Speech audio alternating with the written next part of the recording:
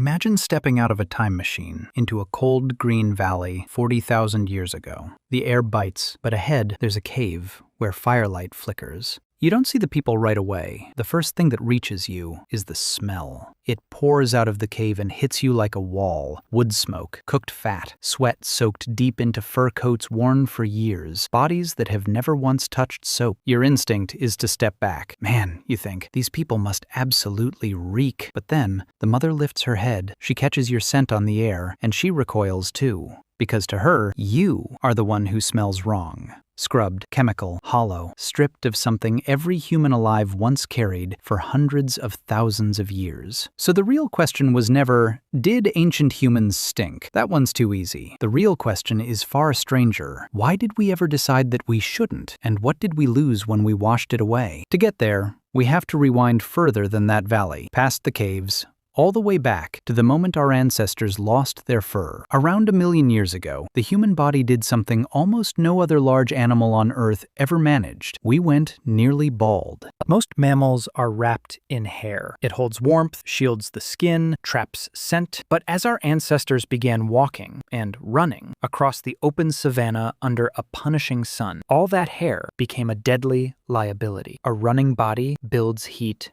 fast, and heat kills. So evolution struck a bargain. We shed most of our fur, and we covered our bare skin with something extraordinary. Millions of sweat glands, far more than any other primate. Pound for pound, humans became the sweatiest animals on the planet. And that one change rewrote how we smell forever. Here's the part almost no one learns. Fresh sweat is nearly odorless. The smell we think of as body odor doesn't actually come from us. It comes from bacteria living on our skin, feasting on a special kind of sweat released in the armpits and groin, and giving off scent as they do. In other words, the smell of a human being is really the smell of an entire living ecosystem breathing on the surface of your skin. But why would evolution allow that at all? Why not just make us clean and odorless? Because that smell was never a flaw to tolerate. It was information. For most of human history, before names, before language was even fully formed, scent was identity. A newborn could find its mother in total darkness by smell alone. A mother could pick out her own child from a dozen others with her eyes closed. And studies show modern mothers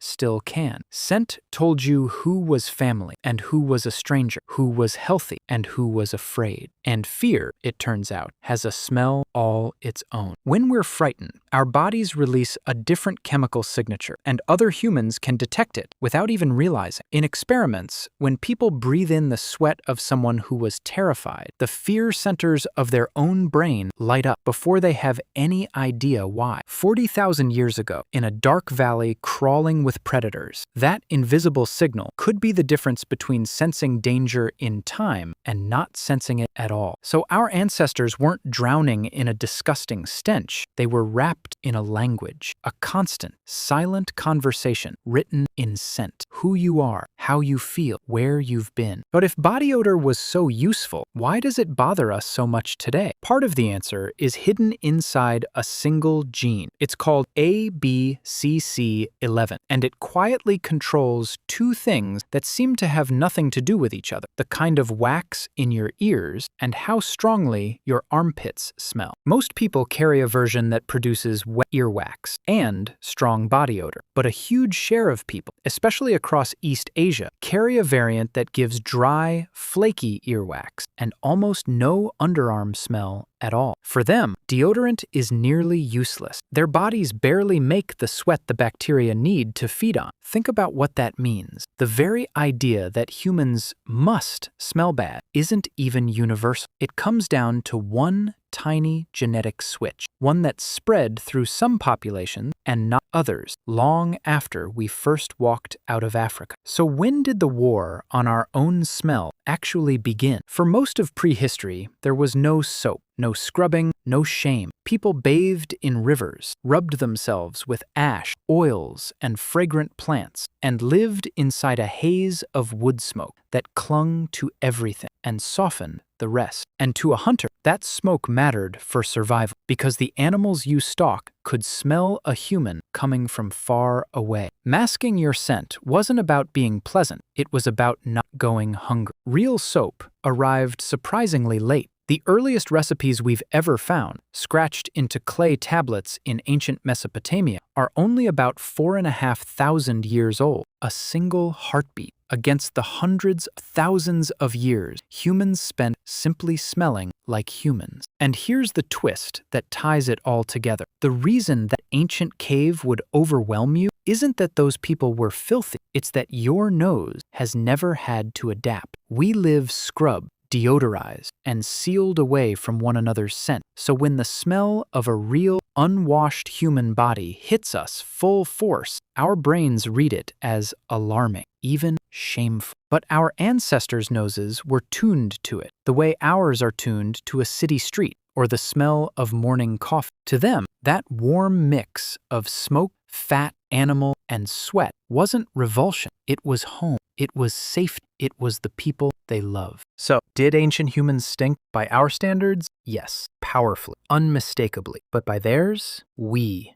are the strange ones. We are the humans who took a sense as old as life itself, a silent language that told us who was kin and who was afraid, and we erased it. We traded an entire dimension of being human for the smell of nothing at all. And maybe that's the part worth sitting with tonight. The next time you catch the scent of someone you love, on a pillow, on a worn shirt, in a room they've just left, and feel something tighten in your chest that you can't quite put into words, that isn't a memory. That's the oldest part of your brain, still speaking the language your ancestors never had to forget.